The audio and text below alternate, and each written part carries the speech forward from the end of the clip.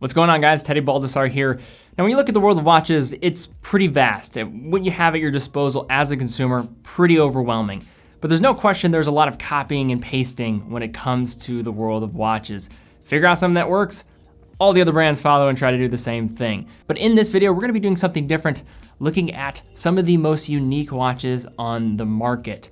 And in this video, I wanted to tag somebody else because I knew that I could make this way more entertaining and way more expansive in terms of the watches that would be featured if I did have somebody else to help me. And the person I had in mind was Marko from Swiss Watch Gang. If you've not seen his channel, awesome channel, check it out. I'll leave a link in the description down below. So what we're gonna be doing, about 60 to 90 seconds each, we're gonna dedicate to looking at one piece, showing the unique features behind it, and then go back and forth. And I know Marko has some crazy watches planned out. He's gonna completely just destroy me in terms of the excitement that he's gonna bring with the watches he has. I know he's got some insane stuff planned. So I'm gonna actually go first just for the sake of not getting completely one-upped. And we're actually gonna be starting with the most affordable watch on the list today with the Mundane Stop to Go. But before we get too far into this, I also will have a blog down below looking at 20 other unique watches if you like what you're seeing here. And in addition, definitely go subscribe to Marko's channel as well.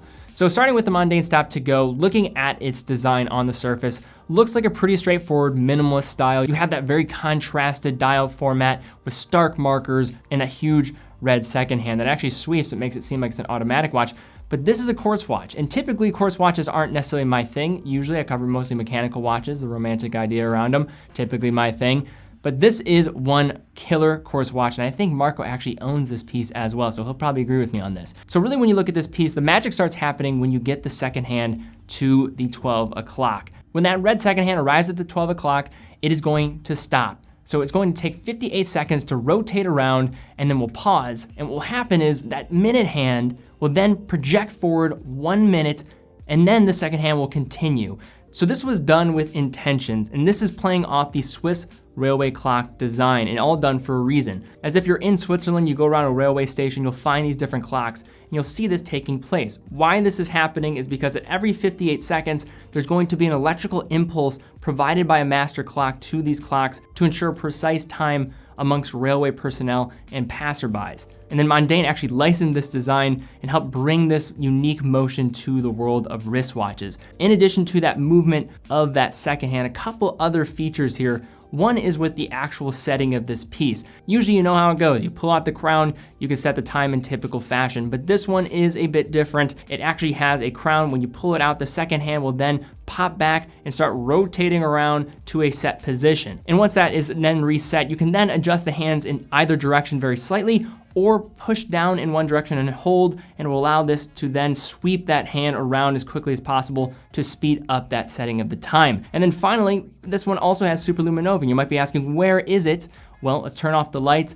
You then will see superluminova applied to the back of the hands of this piece, which is why this one is called the Mundane Stop to Go backlight. And factoring in this watch's $600 price tag, no question is one of the coolest quartz watches on the market for the money. Hello, my name is Marko. I'm the founder of Swiss Watch Gang YouTube and Instagram account. Teddy, thank you for including me in this video. You asked me to talk about 3 unique watches which I want to feature, and I think I chose the right ones. As many of you know, I love unique watches and the watches you haven't seen before, and you know I also am a collector myself. So the first watch I want to talk about is the Jacob & Coestronomia. The Jacob & Coestronomia is a watch I loved since the first time I ever saw it. It's very 3D, and you know, the architecture, the movement is very unique. The price range of these watches is anywhere from $600,000 US upwards to 1 million and also more. The main characteristic of the Astronomia movement is that you have 4 different axes and they all turn around the dial. Usually on one you have a triple axis tourbillon, which is beautifully polished. On the other one you have a magnesium globe. On the third one you have a Jacob cut diamond, which is actually a 288 faceted diamond cut down from 4 carats to 1 carat. And on the fourth one, you have a skeletonized dial with blued hands. All of these axes actually rotate on their own, plus they make a rotation around the whole dial in I think about 25 minutes. It's a masterpiece to observe, and I also saw all the variations from sapphire cases to different animals on the dial which are hand engraved, like the octopus and the dragon, for example. And I just love the way they execute those watches. For me, definitely one of my personal favorites, and if I had the money to buy one, I definitely would. So you know how at the beginning of the video I mentioned how there's a lot of copying and pasting going on in the industry? Probably the style of watch that is most susceptible to this type of copying is dive watches. But what if you took a 6425 ISO certified diver and then plugged in an alarm watch with one of the leading manufacturers in Switzerland? Well, that's when you have the JLC Polaris Mariner Memobox. Now at first inspection of this piece, this is not going to be a watch that's going to pop out at you and make you think, wow, that's a dive watch. I know exactly what that's going to do. But if you're familiar with jaeger-lecoultre, you'll know the backstory of this line of watches, specifically the Memobox. So in 1956, the brand actually launched the K815 caliber. It was the world's first automatic alarm wristwatch. And then years following, they then introduced the Polaris collection, which was their sportier option amongst their very dress dominant catalog. Now this is certainly a piece that is more than meets the eye, which will probably be the case for many of the watches that we have here today. And how this really works, just kind of breaking it down, it really all happens with the activation of the 3 separate crowns on the right side of the case. First, you have a centralized crown at the 3. What this is going to allow you to do is engage that inner bezel. And as you unscrew this, you'll see this orange cautionary indicator on the inner crown stem to indicate to the wearer that the crown is not screwed down. And then by rotating it, you can rotate that inner diving bezel. And it's gonna have a very noticeable tactile feel. Then you have your 4 o'clock crown.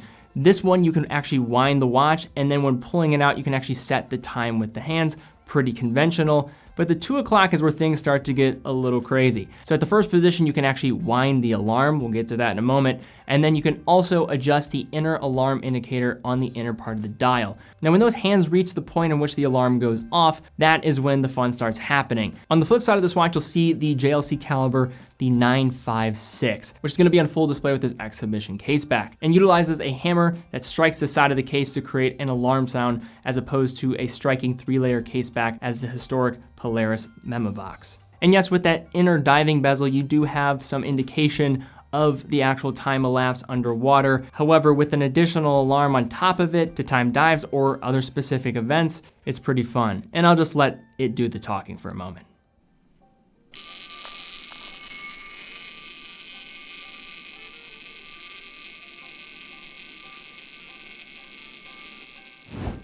The second watch I want to show you guys is from the brand called Cyrus. So Cyrus is spearheaded by the master watchmaker Jean-François Moujon. Jean-François Moujon worked with brands like NB&F, HOT, Chapek, Urban Jurgensen, and many, many more. So the watch I'm going to show today is a Cyrus Vertical Skeleton tourbillon. It's the first watch in the world which has a central vertically aligned tourbillon. On the left side of the dial you have the jumping hours, and on the right side you have the minute hand. Both of them are also retrograde. At 12 o'clock, you have the beautiful power reserve indicator, which has a power reserve of 4 days. That's why it's also marked with the number 4. The inspiration behind the bridge over the tourbillon is actually from Leonardo da Vinci's Golden Horn Bridge, and you can find them all around the world. The case pack is also beautifully decorated. You have this sunburst pattern, and you can see an opening for the vertical tourbillon from the case pack as well. In total, this movement has around 350 components, and making them all work together is a feat on its own. Thank God we have watchmakers like Jean-François Moujon who make this happen. If you want to buy it, you have to pay around 160,000 Swiss francs, but definitely a beautiful watch, a conversation starter, and actually very comfortable on the wrist. Now Zenith to me is probably one of the more underappreciated luxury watch brands on the market. I think it falls a little bit victim to being part of the giant portfolio that is the LVMH group. I think Zenith is very much a brand that will push the limit and push the envelope quite a bit, but then in addition will be able to really stay true to the tradition and mastering of the craft. You have the El Primero, which is more toward the latter of those that I mentioned, and then you have the DeFi collection, which really is that more younger, hip brother that's going to take a lot more risks. And now when you combine both of those together, you have the Zenith DeFi El Primero 21.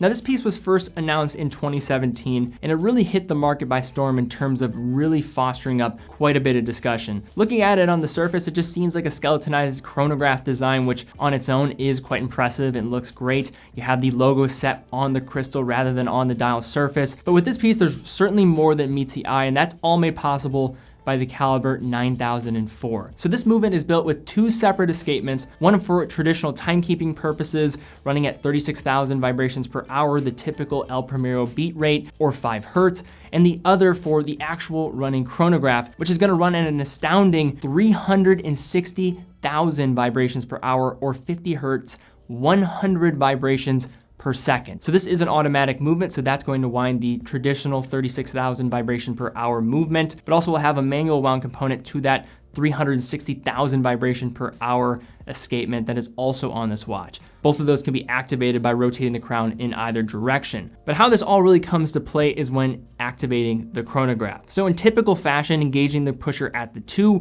will activate the chronograph. But when you look at that second hand, instead of ticking at the traditional beat rate, you're seeing this thing fly around like as if it was going to fall off the watch entirely. Since that central second is going to rotate completely once per second around the entire dial, it's going to allow the user to measure 1/100th of a second. And as it freely rotates, you're gonna see that escapement imbalance just absolutely pulsating and vibrating to an incredible high velocity. For the typical escapement on this watch, running at 5 hertz, the power reserve is going to be 50 hours. So grade 5 titanium case, skeletonized dial, and an impressive caliber, all for around the same price as a Rolex Daytona. The last watch I want to talk to you guys about is from the brand called Armin Strom. So Armin Strom are based in Biel, Switzerland. It's actually in the German part, and they're not too far away from our offices. Armin Strom makes beautiful watches all in-house, and you can also configure them and order a piece unique watch. The watch I want to mention is the minute repeater resonance. The minute repeater resonance from Armin Strom is the first one in the world to combine those two functions, and the chiming of the minute repeater is beautiful. At 12 o'clock you have the visible gongs and hammers on the front side, and also at 6 o'clock you have the resonance system. So what is resonance? The two balance wheels are actually connected with the resonance clutch spring, which works like a communication device between those two, ensuring they're both in sync with each other.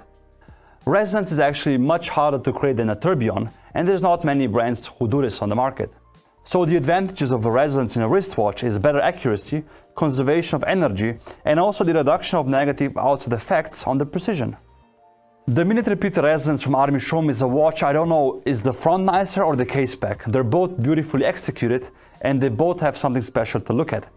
On the case back, when you engage the minute repeater, you can see how the movement starts working, as well as on the front side with the gong and the hammers. And I'm a big fan of watches that have balance wheels on the dial side.